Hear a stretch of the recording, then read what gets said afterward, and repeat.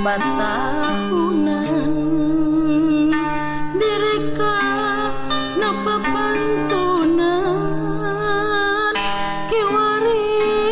ngan karingaran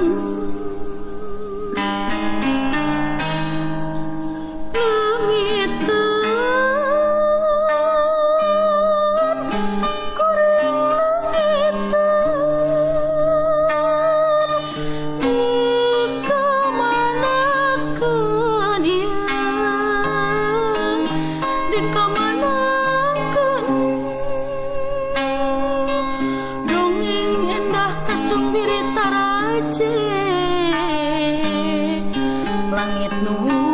asri widadari turun mandi lungsur di kahiyangan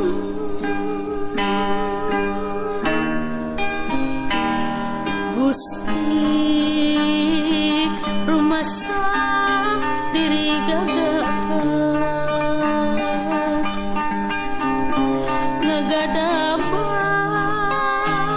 alam indah kagungan Gusti Gusti kiwari gunung Bulistir nu tinggal jajang banjir ampun Gusti